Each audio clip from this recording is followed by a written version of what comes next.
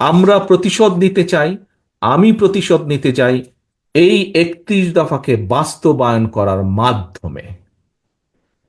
কারণ শহীদ রাষ্ট্রপতি জিয়াউর রহমান, দেশনেত্রী বেগম খালেদা জিয়া, তারা এই দেশের মানুষের রাজনৈতিক অধিকার প্রতিষ্ঠিত করতে চেয়েছিলেন, গণতান্ত্রিক অধিকার প্রতিষ্ঠিত করতে চেয়েছিলেন, এই দেশের শিশুদেরকে শিক্ষিত করতে চেয়েছিলেন, বেকারদের কর্মসংস্থান করতে চেয়েছিলেন, খাদ্য উৎপাদন দ্বিগুণ করতে চেয়েছিলেন, দেশে শিল্পায়ন করতে চেয়েছিলেন, মানুষের অর্থনৈতিক স্বাধীনতা প্রতিষ্ঠিত করতে চেয়েছিলেন।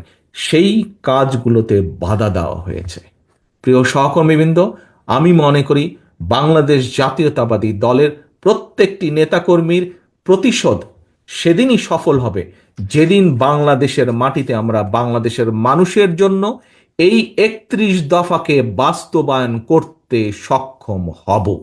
একমাত্র সেদিনই আমরা অগণতান্ত্রিক যে অশুভ শক্তি যারা বাংলাদেশকে দাবিয়ে রাখতে চায় তাদের বিরুদ্ধে আমাদের প্রতিশোধ সফল হবে।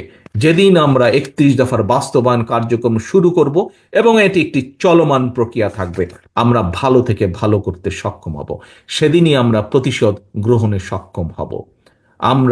আমি প্রতিশোধ বলতে তাই বুঝি, বাস্তবায়ন অফ 31 দফা। প্রিয় সহকর্মীবৃন্দ, আসুন আজকের এই কর্মশালায় আমরা প্রত্যেকটি মানুষ প্রতিজ্ঞা করি, শপথ করি, যে কোনো মূল্যে বাংলাদেশের মানুষের আস্থা আমাদেরকে ধরে রাখতে হবে। আস্থা ধরে রাখার দায়িত্ব আমাদের। বিএনপি সবচাইতে বড় রাজনৈতিক দল, তার যে যুগপৎ আন্দোলনের যেই দলগুলো তার মধ্যে সবচেয়ে বড় রাজনৈতিক দল।